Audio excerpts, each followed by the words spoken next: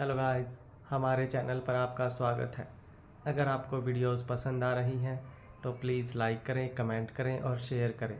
अगर आपने चैनल को अभी तक सब्सक्राइब नहीं किया है तो प्लीज़ चैनल को सब्सक्राइब करें।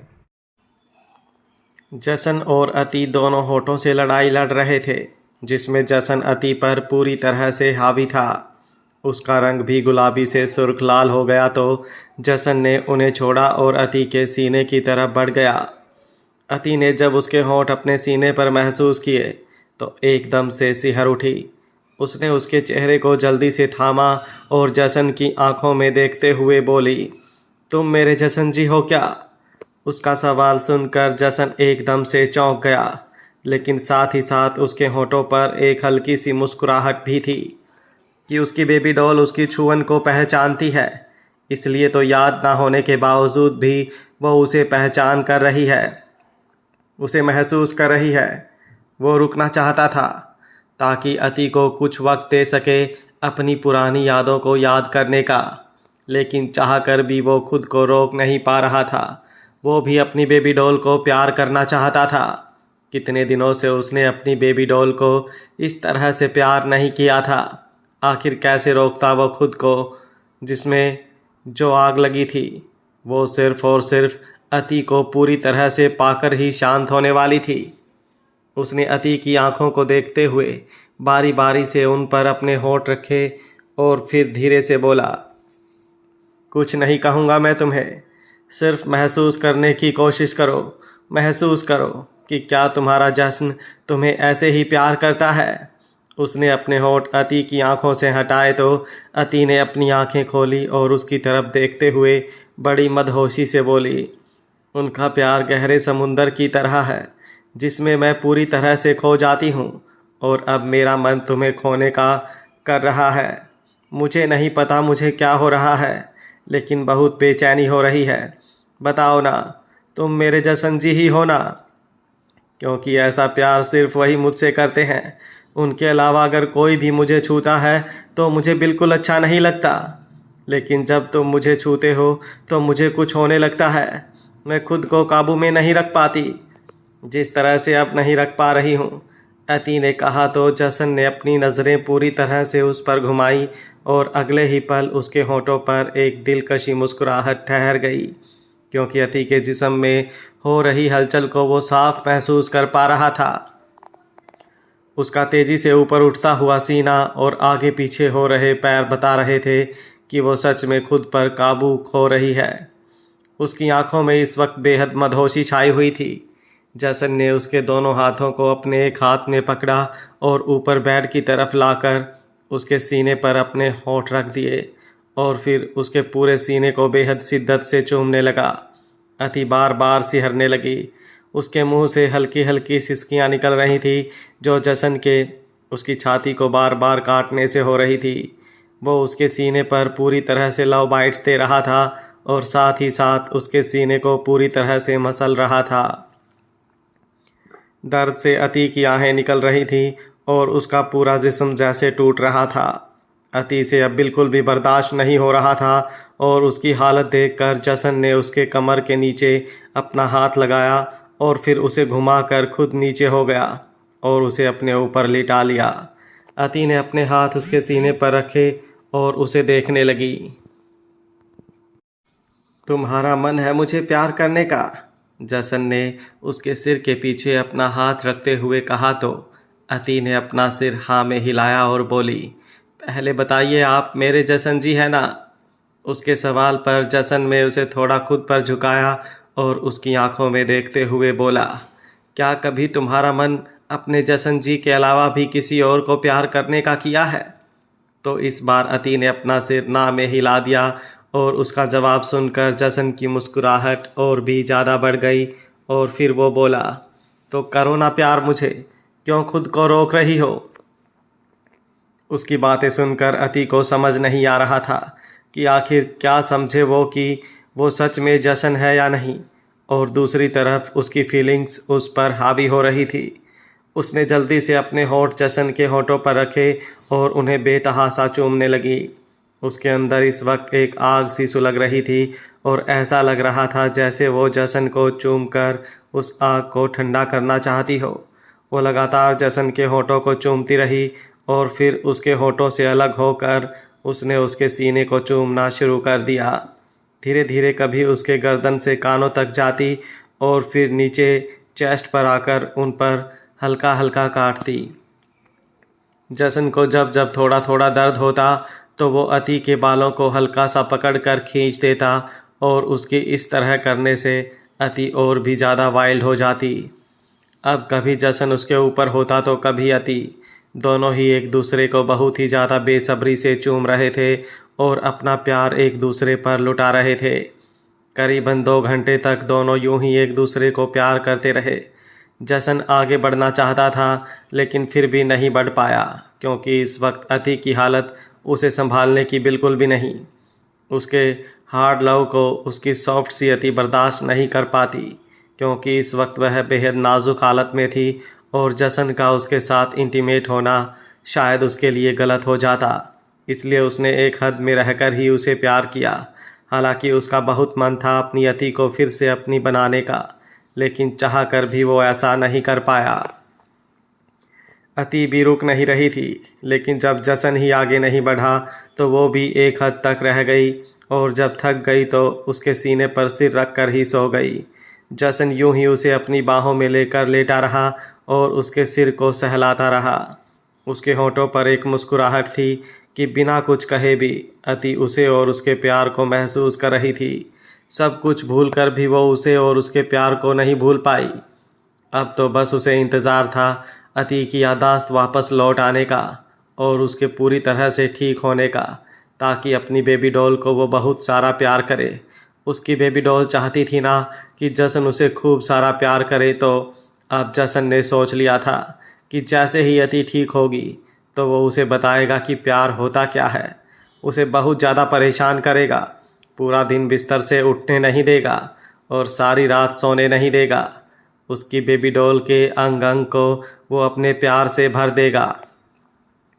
लेकिन समय कब करवट ले जाए हम इसका अंदाज़ा नहीं लगा सकते। समय वो पंछी है जिसके पर नहीं दिखते, लेकिन वो उड़ता पंछियों से भी ज़्यादा तेज है। और ऐसा ही जसन और अति के साथ भी हुआ। देखते ही देखते 1 महीना बीत चुका था। जसन और अति का प्यार भी वैसा ही था और उसकी यादाश्त भी, लेकिन पहले से थोड़ा सुधार था। अब जसन को प्यार करते वक्त उसे सोचना नहीं पड़ता था। साथ ही साथ उसकी शैतानियाँ भी अभी तक बरकरार थी। आए दिन वो अपनी शरारतों से जसन को परेशान किया करती, लेकिन उसका उसे यूँ परेशान करना भी जसन को बहुत अच्छा लगता है, क्योंकि इसका दिल फिर भी वो बिस्तर पर उसे परेशान कर लेता था। लेकिन इन सब के अलावा भी एक बात थी जो जसन को बहुत ज़्यादा परेशान कर रही थी, लेकिन ये बात वो किसी से भी शेयर नहीं कर सकता था। अति लगभग 6 महीने से उसके साथ थी और इतने वक्त में उसकी हर एक चीज़ को अच्छी तरह से पहचान चुका था। और अब एक चीज़ ऐसी थी जो उसके मन में उथल पुथल मचा रही थी। सुबह का वक्त था जब अति जसन की बाहों में सिमटी हुई सो रही थी। अब वो जसन को बहुत कम याद करती थी क्योंकि उसका बॉडीगार्ड ही उसके लिए सब कुछ हो चुका था। जसन का नाम लेने पर तो वो मायूस हो जाती, ये सोचकर कि अगर जसन जी आ गए तो वो अपने बॉडीगार्ड के बिना कैसे रहेगी। वो पगली अपने बॉडीगार्ड और जसन जी में फ़र्क कर रही थी। उसे ये नहीं पता था कि वो दोनों शख्स एक ही है। उसे दोबारा प्यार ज़रूर हुआ है, लेकिन इंसान अभी भी वही है। उसका पहला और दूसरा बल्कि आखिरी प्यार उसका जसन ही है। जसन की आंखें खुली तो उसने अति का प्यारा सा चेहरा अपने बिल्कुल करीब पाया। उसने मुस्कुराते हुए उसकी आंखों पर बारी बारी से अपने होंठ रखे और उसके होंठों को भी हल्के से छुआ। आज उसकी एक बहुत अर्जेंट मीटिंग थी जिसमें उसका जाना बहुत ज़रूरी था, इसलिए उसने बिना अति को उठाए ही उसे बहुत सारा प्यार किया और फिर बिस्तर से उठा। इस वक्त उसने कुछ भी नहीं पहन रखा था। उसकी सेक्सी और हॉट बॉडी एकदम जानलेवा लग रही थी। अगर अति जाग रही होती तो उसे खुद से दूर जाने ही नहीं देती, बल्कि उससे बहुत सारा प्यार लेती।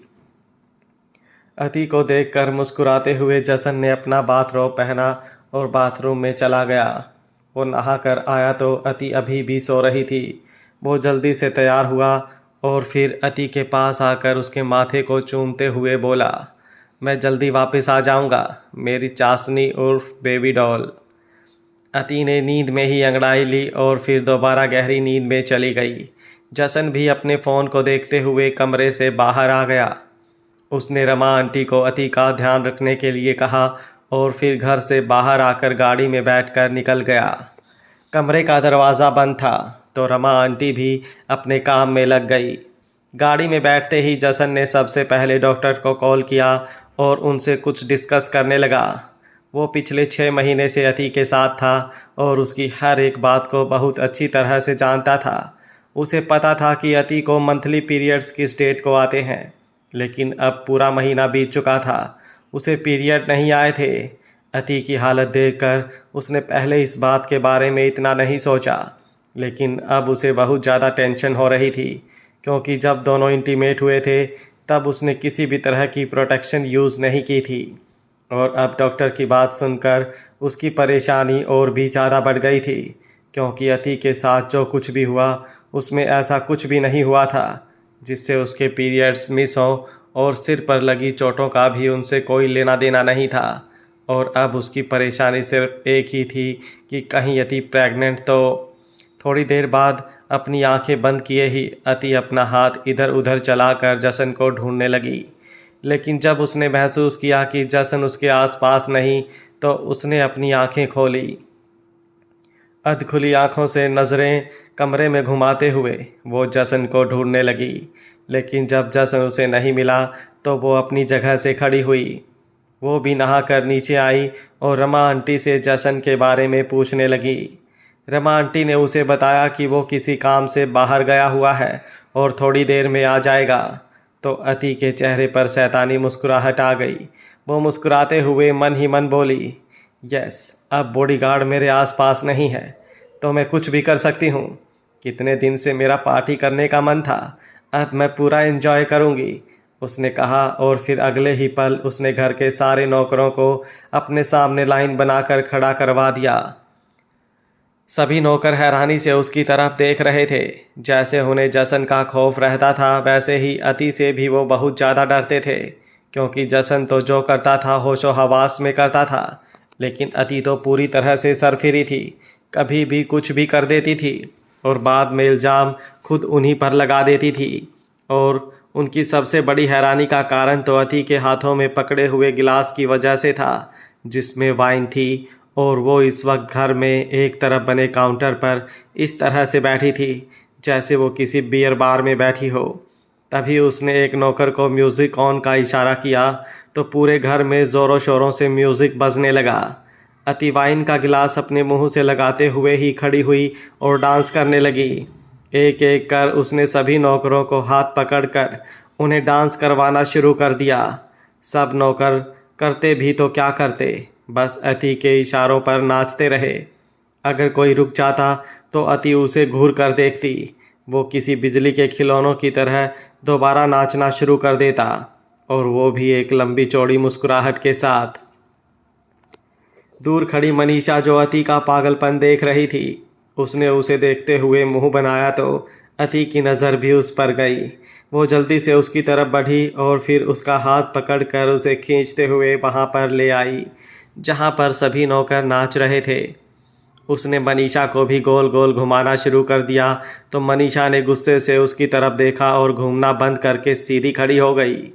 उसे रुकते हुए देखकर अति ने गुस्से से घूर कर उसे देखा और फिर एक ज़ोरदार ठुमका उसकी कमर पर लगाकर उसे नीचे गिरा दिया। सब नौकर मुंह दबाकर हंसने लगे और साथ ही साथ अति भी।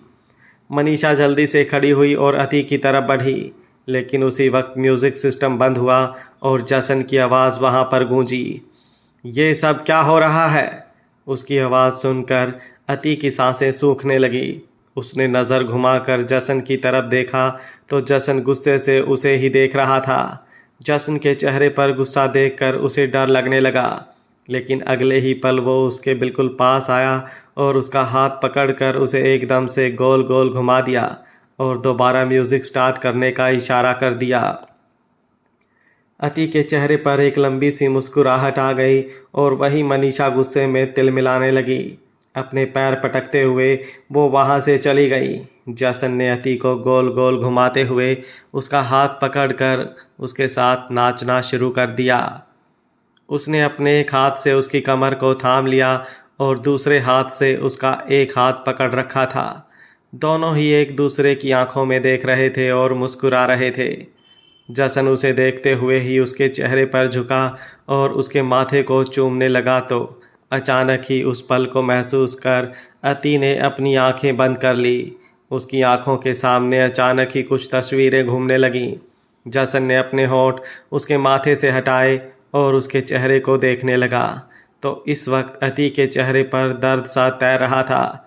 वो उसे संभालने लगा कि अति एकदम से बेहोश होकर उसकी बाहों में झूल गई।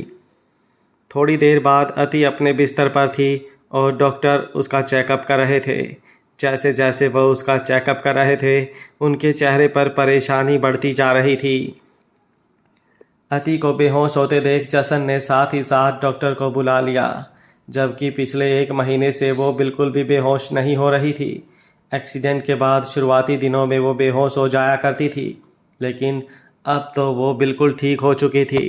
तो अब उसका बेहोश होना जसन को बिल्कुल ठीक नहीं लगा, इसलिए उसने तुरंत ही डॉक्टर को इन्फॉर्म कर दिया था। चेकअप करने के बाद डॉक्टर ने हल्की निराशा और परेशानी के भावों से जसन की तरफ देखा और एक गहरी सांस ली। वहीं दूसरी तरफ जसन के हाथ पैर ढीले हो चुके थे। शायद वो बिना कहे ही डॉक्टर की बात समझ चुका था। वो जल्दी से कमरे से बाहर चला गया तो डॉक्टर भी उसके पीछे पीछे बाहर आ गए। उनके बाहर आते ही जसन ने कहा, मुझे ये प्रेगनेंसी बिल्कुल नहीं चाहिए। आप कुछ भी कीजिए, लेकिन अभी इसी वक्त इस प्रेगनेंसी को अबॉर्ट कीजिए। मिस्टर शेखावत, आप समझ रहे हैं कि आप क्या कह रहे हैं? आप अपने बच्चे को, जो अभी तक इस दुनिया में आया ही नहीं है, उसे अबॉर्ट करने का सोच रहे हैं।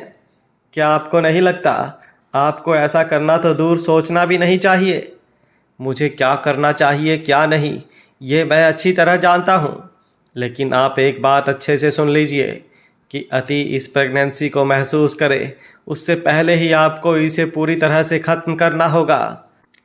लेकिन ऐसा नहीं हो सकता मिस्टर शेखावत, क्योंकि मिसेस शेखावत इस समय मेंटली इस हालत में नहीं है कि इस बात को समझ पाए, और अगर हम उनके कंसर्न के बिना उनका अबॉर्शन करते हैं तो उनके लिए रिस्की हो सकता है।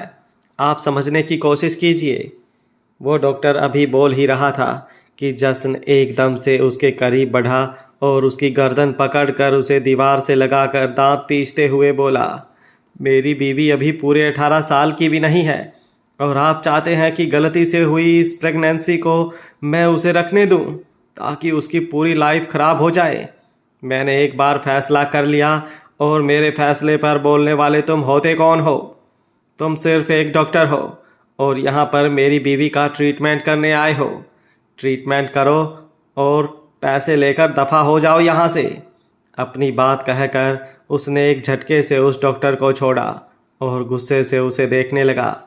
इस वक्त वो पूरी तरह से बेकाबू हो चुका था।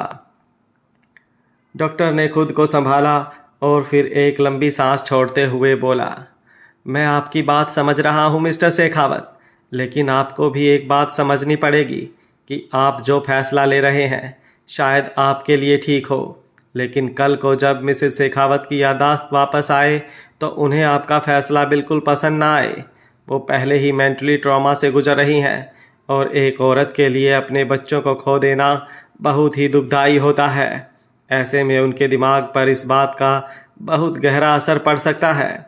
लेकिन फिर भी मुझे आपका फ़ैसला मानना है, तो आप मुझे थोड़ा वक्त दीजिए, क्योंकि अबॉर्शन से पहले हमें उनके कुछ टेस्ट करने होंगे।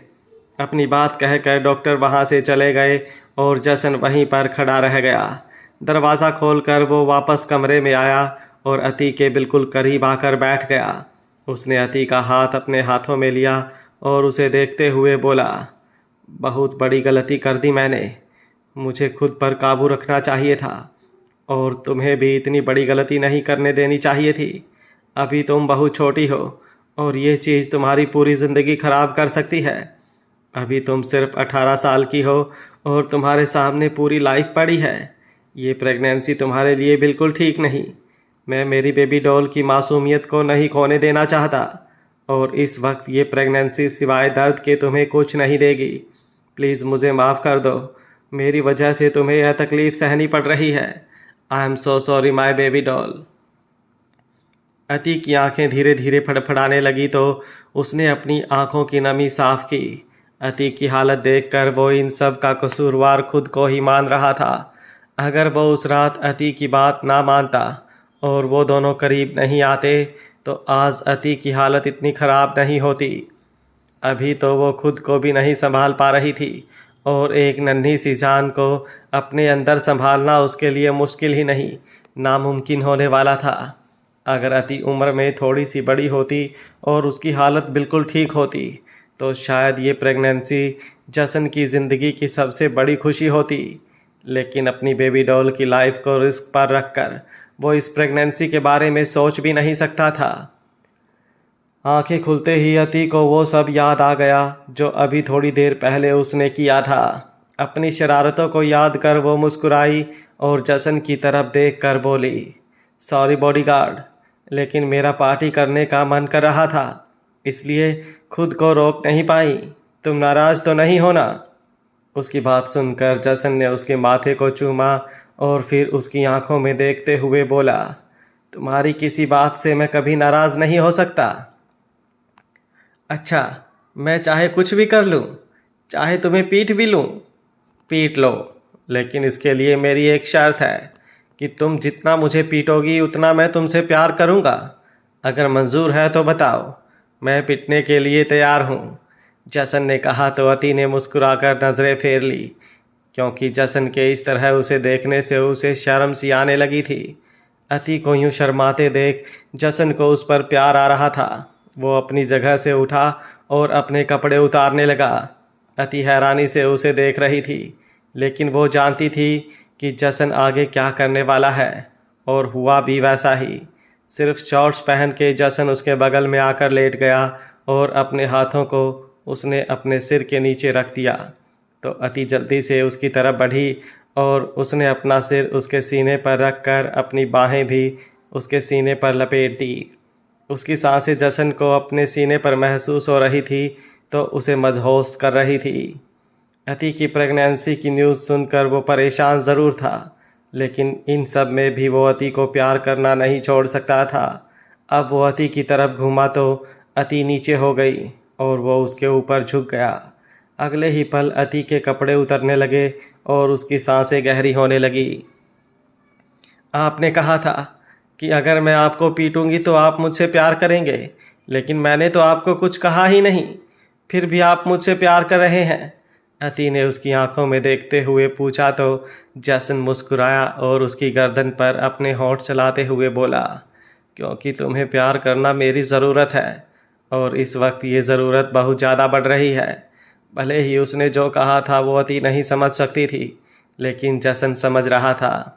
अपने शरीर में होते हुए बदलावों को जो अति के पास आने पर ही अपना काबू खो रहे थे। भले ही अति उसे कुछ कहती नहीं थी, लेकिन उस बदलाव को महसूस वो भी करती थी। जसन के लोअर पार्ट में होने वाली हलचल भी उसे महसूस होती थी, क्योंकि जसन उसके बीच कोई भी दूरी नहीं रखता था। दोनों इस वक्त एक दूसरे के इतने करीब होते थे कि दोनों की सांसें तक वो महसूस कर सकते थे, तो ये चीज़ तो बिल्कुल भी मुश्किल नहीं थी। अति की गर्दन पर जसन के होंठ लगातार चल रहे थे, जिससे उसे गुदगुदी सी महसूस हो रही थी। वो बेचैन सी हो रही थी, उसका भी पूरा शरीर तड़पने सा लगा था।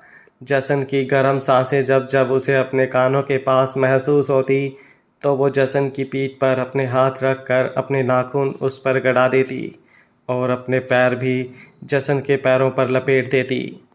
जसन मुस्कुराता और भी ज़्यादा शिद्दत से उसे चूमने लगता।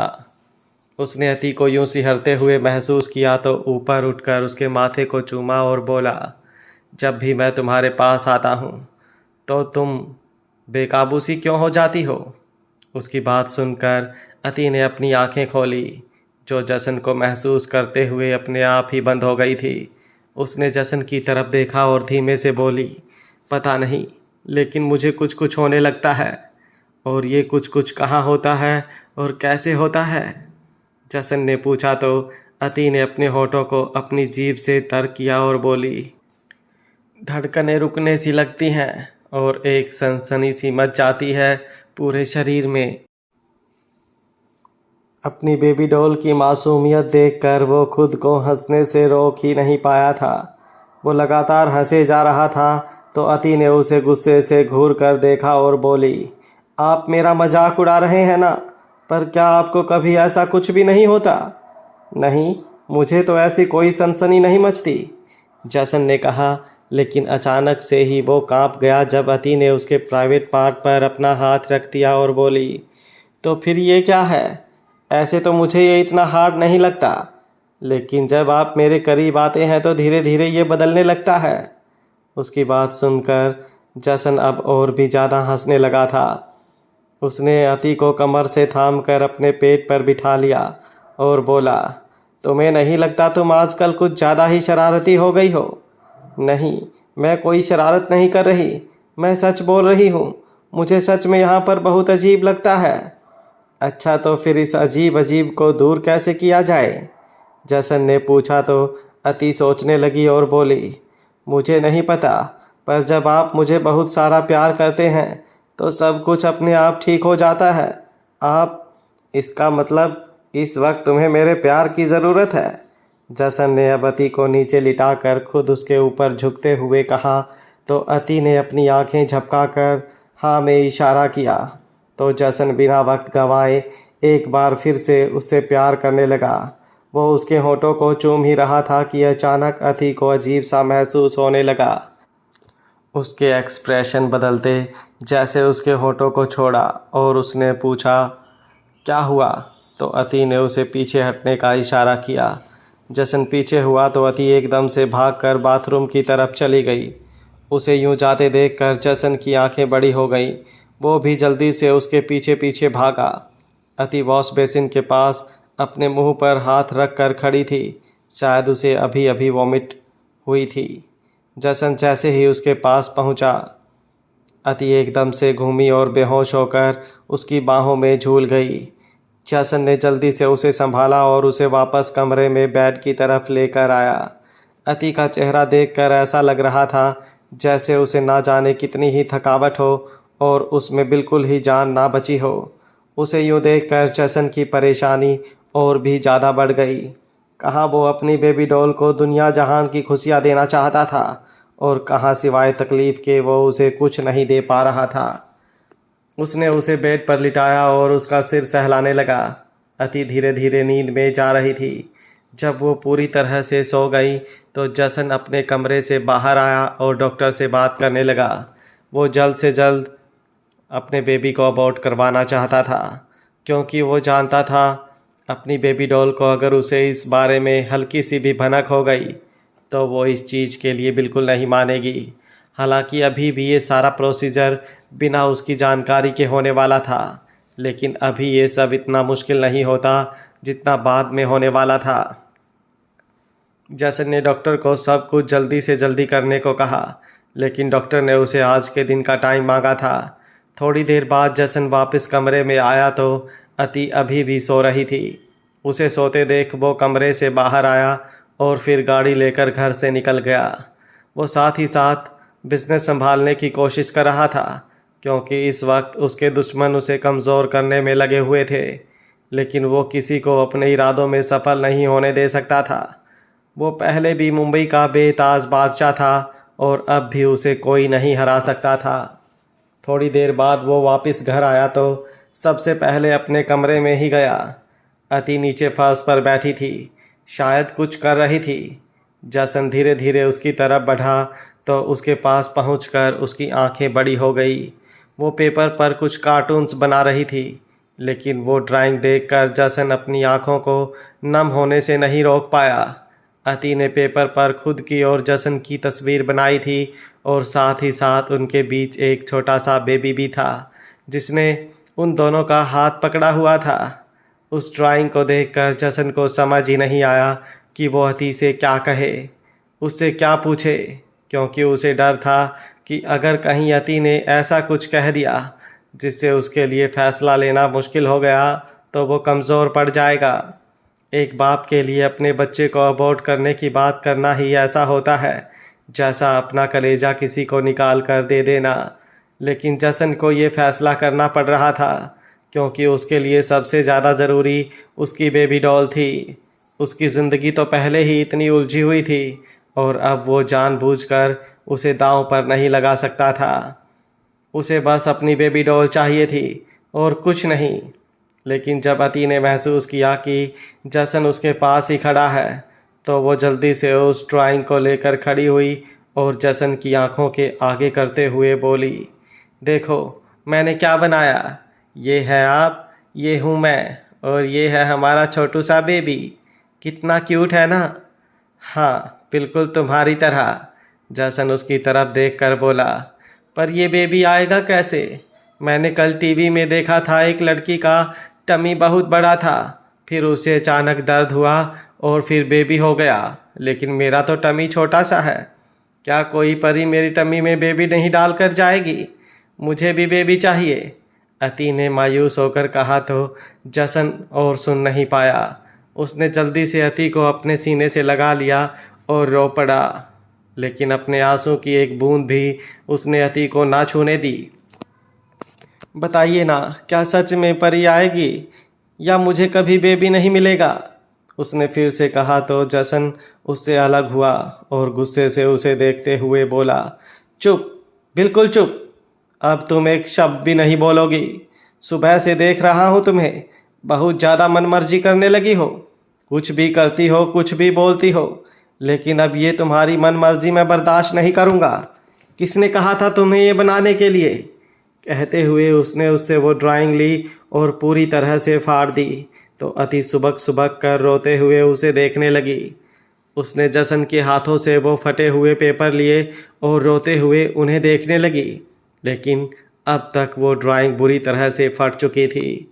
उसने गुस्से से जसन की तरफ देखा और फिर उन पेपर्स को नीचे गिराकर जसन को उसके सीने पर मुक्के मारने लगी और रोते हुए बोली, आपने मेरे बेबी को मार दिया, उसे ख़त्म कर दिया। बहुत बुरे हैं आप, बहुत गंदे हैं आप। मुझे नफ़रत है आपसे, दूर हो जाइए मुझसे, चाहिए। वो रोते हुए उसके सीने पर मार रही थी और जसन हैरानी से उसे देख रहा था। एक ड्राइंग फटने पर अति का इतना बुरा हाल था, तो अगर उसे उसके बेबी के अबॉर्ट होने के बारे में पता चला तो वो क्या करेगी? जसन को बिल्कुल भी अंदाज़ा नहीं था कि उस ड्राइंग को फाड़ने पर अति इस तरह से रिएक्ट करेगी, वरना वो ऐसा कभी नहीं करता। लेकिन उसके इस रिएक्शन ने उसकी मुसीबत और परेशानी को और भी ज़्यादा बढ़ा दिया था। अब वो यह सोच रहा था कि अगर एक ड्राइंग फटने से अति इस तरह से रिएक्ट कर रही है तो अगर कल को उसे बेबी अबॉर्ट होने के बारे में पता चलेगा तो वो क्या करेगी। वो इस वक्त खुद को बहुत बड़ी दुविधा में महसूस कर रहा था। उसने कभी नहीं सोचा था कि उसे इस तरह की परिस्थिति का भी सामना करना पड़ सकता है। उसके दिमाग में यही चल रहा था कि काश उसने कभी अति और खुद के बीच इंटीमेसी होने ही ना दी होती। काश वो उसके साथ कभी इंटीमेट हुआ ही ना होता, क्योंकि फिर उसे ऐसी सिचुएशन का सामना भी नहीं करना पड़ता। उसने किसी तरह अति को उसकी बाहों से पकड़ा और उसे अपने सामने करते हुए बोला, प्लीज़ चाशनी चुप हो जाओ। मैं तुम्हें इससे भी अच्छी ड्राइंग बना कर दूंगा जो तुम्हें बहुत ज़्यादा पसंद आएगी, लेकिन प्लीज़ अब रोना बंद करो। तुम जानती हो ना मैं तुम्हें रोते हुए नहीं देख सकता। सच में। जसन उसे रोते हुए देखकर तड़प रहा था। कैसे वो अपनी बेबी डॉल को रोते हुए देख ले, जिसके चेहरे पर एक मुस्कुराहट लाने के लिए ही वो ना जाने क्या कुछ ही कर जाए। उसकी बात सुनकर अति ने अपने हाथ ढीले कर दिए और उसकी तरफ बड़ी उम्मीद भरी नज़र देखते हुए बोली, पक्का आप मुझे मेरी नई ड्राइंग बना कर देंगे ना? लेकिन मैं आपकी बात ऐसे नहीं मानूंगी। पहले वादा कीजिए कि बिल्कुल ऐसे ही बना कर देंगे। उसने अपना हाथ आगे बढ़ाकर कहा तो जसन ने उसके हाथ पर अपना हाथ रख दिया और बोला, प्रॉमिस, तुम जो कहोगी, जैसा कहोगी, बिल्कुल वैसा ही होगा। लेकिन उसके लिए तुम्हें भी मेरी एक बात माननी पड़ेगी। अब तुम ज़्यादा से ज़्यादा रेस्ट करोगी और खुद का पूरा ध्यान रखोगी। पर मुझे अपना ध्यान रखने की क्या ज़रूरत है? आप है ना मेरा ध्यान रखने के लिए। अति ने मुस्कुराकर कहा तो जसन ने उसे अपने सीने से लगा लिया और बोला, कितनी उम्मीद है तुम्हें, कितनी उम्मीद है तुम्हें मुझसे, लेकिन मैं तुम्हारी उम्मीदों को पूरा नहीं कर पाया। मैं अपनी बेबी डॉल का ध्यान नहीं रख पाया और अब अपने बेबी का भी नहीं ध्यान रख पा रहा हूँ। सॉरी, मुझे माफ़ कर दो, लेकिन मेरे पास और कोई ऑप्शन नहीं। पर आई प्रॉमिस, ये पल मैं हमारी ज़िंदगी में फिर से लाऊंगा। जब तुम थोड़ी मैच्योर हो जाओगी तो हमारा बेबी इस दुनिया में ज़रूर आएगा, लेकिन अभी नहीं। शाम से रात हो चुकी थी। जसन ने अति को खुद खाना खिलाया और उसे अपने कमरे में वापस ले आया। अति का खाना खाने का बिल्कुल भी मन नहीं था, लेकिन जसन की ज़बरदस्ती के आगे वो कुछ भी नहीं कर पाई। उसने अति को बेड पर सुलाया तो अति ने भी अपनी आंखें बंद कर ली। धीरे धीरे वो नींद में चली गई तो जसन अपनी जगह से उठा और उसके माथे को हल्के से चूम कर कमरे से बाहर आ गया। उसे स्टडी रूम में जाकर अपनी कुछ इम्पोर्टेंट वीडियो कॉल अटेंड करनी थी, लेकिन उसका ध्यान अपनी मीटिंग्स में तो था ही नहीं। वो बार बार अति और अपने बेबी के बारे में सोच रहा था और दूसरी तरफ डॉक्टर की कही बातें भी उसके कानों में गूंज रही थी कि इस अबॉर्शन से अति की लाइफ को रिस्क हो सकता है। उसे समझ नहीं आ रहा था कि आखिर वो करे क्या। उसने बिना अपने बिजनेस पार्टनर को कुछ कहे ही लैपटॉप बंद कर दिया और अपनी आंखें बंद करके बैठ गया, लेकिन फिर भी उसे शांति नहीं मिल रही थी तो उसने सिगरेट जला ली और कश भरने लगा। दूसरी तरफ अति जो जसन के कमरे में होने पर सो गई थी। अचानक से ही उसकी नींद खुल गई। ज़बरदस्ती खाने की वजह से उसे पेट में हल्का हल्का दर्द होने लगा था और जी मचलाने लगा था। उसने जब अपने बेड की तरफ देखा तो वहाँ पर उसे जसन दिखाई नहीं दिया, वरना वो उसे ही अपनी प्रॉब्लम बता देती। लेकिन जसन को वहाँ पर ना देखकर वो अपनी जगह से उठी और उसे कमरे में ढूंढने लगी। एक तरफ उसे जसन नहीं मिल रहा था और दूसरी तरफ उसे घबराहट सी हो रही थी। ऐसे लग रहा था जैसे उसे सांस ही ना आ रही हो, इसलिए वो कमरे से बाहर आ गई। घर की सारी लाइटें बंद थीं, बस हल्की हल्की रोशनी थी जो नाइट बल्ब से आ रही थी। अति ने भी लाइट्स ऑन नहीं की और ऐसे ही सीढ़ियाँ उतरने लगी, लेकिन जैसे ही उसने सीढ़ियों पर कदम रखा अचानक से उसका पैर फिसल गया और वो लुढ़कते हुए सीढ़ियों से नीचे गिर गई। फिसलते ही उसकी ज़ोर से चीख निकल गई, जिसे सुनकर जसन एकदम से कांप उठा और जल्दी से स्टडी रूम से बाहर आया। लेकिन बाहर आते ही उसकी आंखें हैरानी से फैल गई थी। पैरों से लेकर सिर तक वो बुरी तरह से कांप रहा था, क्योंकि उसकी बेबी डॉल उसके सामने सीढ़ियों से होते हुए नीचे ज़मीन पर गिर पड़ी थी और उसके सिर पर से खून बह रहा था। वो जल्दी से उसकी तरफ भागा। घर के सभी नौकर भी तब तक वहाँ पर पहुँच चुके थे और मनीषा भी। Baby doll, baby doll, please अपनी आंखें खोलो, जसन ने उसके चेहरे को थपथपाते हुए कहा। लेकिन अति की आंखें बिल्कुल बंद थीं। उसकी नब्ज़ भी बिल्कुल धीरे धीरे चल रही थी। उसे देखकर जसन एकदम से सहम गया, लेकिन अगले ही पल उसने हिम्मत कर अति को अपनी गोद में उठाया और जल्दी से बाहर गाड़ी की तरफ लेकर भागा। उसे गाड़ी में बिठाकर उसने जल्दी से गाड़ी हॉस्पिटल की तरफ दौड़ा दी। उसे खुद पर इस वक्त इतना ज़्यादा गुस्सा आ रहा था कि उसका मन कर रहा था खुद को बुरी तरह से मारे। कैसे वो इतनी ज़्यादा लापरवाही कर सकता है। वो पूरी कोशिश कर रहा था अपनी बेबी डॉल का ख्याल रखने की, लेकिन रख ही नहीं पा रहा था। हर बार उसकी लापरवाही की वजह से उसकी बेबी डॉल की जान जोखिम में आ रही थी और वो कुछ भी नहीं कर पा रहा था। वो जल्दी से उसे लेकर हॉस्पिटल लेकर पहुंचा। उसने रास्ते में ही डॉक्टर को फ़ोन कर दिया था तो सारे अरेंजमेंट पहले ही कर लिए गए थे। अति के सिर से अभी भी खून बह रहा था। उसे जल्दी से ऑपरेशन थिएटर ले जाया गया। एक बार फिर से उसे वहीं पर चोट लगी थी जहां पर पहले लगी थी। डॉक्टर अंदर उसका ट्रीटमेंट कर रहे थे और बाहर जसन बेचैनी से टहल रहा था। जब उसे नहीं रुका गया तो वह ऑपरेशन थिएटर के अंदर चला गया।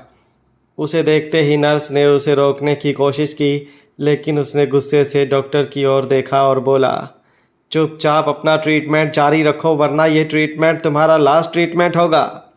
डॉक्टर के गुस्से को भली भांति जानते थे, लेकिन इसलिए उन्होंने कुछ नहीं कहा। तो जसन भी चुपचाप जाकर एक तरफ खड़ा हो गया और अपनी बेबी डॉल को देखने लगा, जो अभी तक बेहोश थी। डॉक्टर उसके सिर पर पट्टियां कर रहे थे, लेकिन जब उन्होंने अति के नीचे की तरफ ड्रेसिंग करनी शुरू की तो उसकी आंखें हैरानी से बड़ी हो गई। उसने डॉक्टर की तरफ देखा, जो नाराज़गी से उसकी तरफ देख रहे थे, क्योंकि अब वो हुआ था जो वो बिल्कुल भी नहीं चाहते थे। लेकिन जसन यही चाहता था, पर वो इस तरह से हो ये उसने कभी नहीं चाहा था। थोड़ी देर बाद सभी नर्सेज वहाँ से चली गईं, लेकिन डॉक्टर वहीं पर रुके। जसन धीमे धीमे कदमों से उनकी तरफ आया और अति की तरफ देखने लगा, तो डॉक्टर उसकी तरफ देखकर बोले, सॉरी, पर मिसेस शेखावत का मिसकैरेज हो चुका है। सिर की इंजरी इतनी ज़्यादा नहीं है, इसलिए थोड़ी सी देर में उन्हें होश आ जाएगा। चाहे तो यहाँ पर रुक कर इंतज़ार कर सकते हो या बाहर वेटिंग रूम में भी बैठ सकते हो। इतना कहकर डॉक्टर वहाँ से चले गए, जबकि जसन आँखों में नमी लिए अपनी बेबी डॉल को देखता रह गया।